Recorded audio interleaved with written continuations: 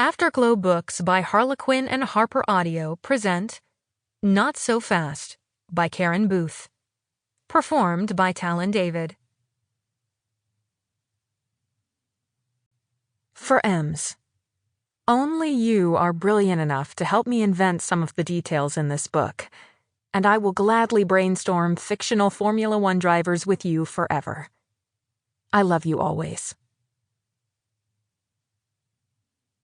1. Today I feel effusive, optimistic, ebullient even. I know it's not like me to be so endlessly upbeat, but things are looking up. Plus, it's Margarita Monday, so I'm guaranteed to end the day with my best friend, drinking tequila and consuming large amounts of cheese. Neal was too smart for her own good. Literally too smart. She'd missed 2 questions, on the SAT, and instead of rejoicing in her near-perfect achievement, she got mad. The instant she saw her score, she knew exactly which questions she'd missed, and precisely who was at fault. Those answers were subject to interpretation, based entirely on the test's poor wording, and I shouldn't be penalized for the mistakes of a business entity that makes millions off students and their families while perpetuating the idea that a 4-year education is the only path after high school. This was what she'd wanted to scream at the powers that be.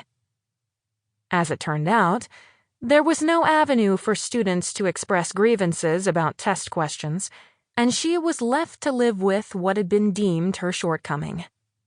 Even now, an entire decade later, it still annoyed the hell out of her if she took the time to think about it. Something she could admit happened a little too often. Overthinking? It was her superpower. She turned everything over in her head, scrutinizing it from all angles and zeroing in on every flaw until she knew precisely where she'd come up short. Then she fixated on that. Forever. It was the closing segment. That's where I went wrong with my last episode. Mia said to her best friend, Jasmine Ramos, gesturing with a tortilla chip, then dunking it into house-made salsa from Lenta, Mia's and Jasmine's favorite Mexican restaurant in Austin, Texas.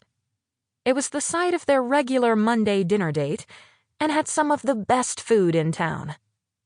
"You're too hard on yourself." Jasmine took a sip of her margarita, then carefully licked salt from the rim. Who has the patience to listen to an entire podcast episode anyway?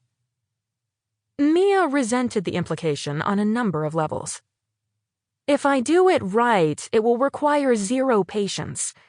I never want my listeners to get bored. Yeah, but according to the data, I lost people right after the 23-minute mark.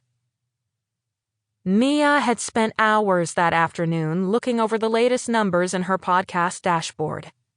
What had started as a hobby a year ago had become a full-time obsession and was even bringing in some money, which was a very good thing because Mia was out of a job and living off her savings.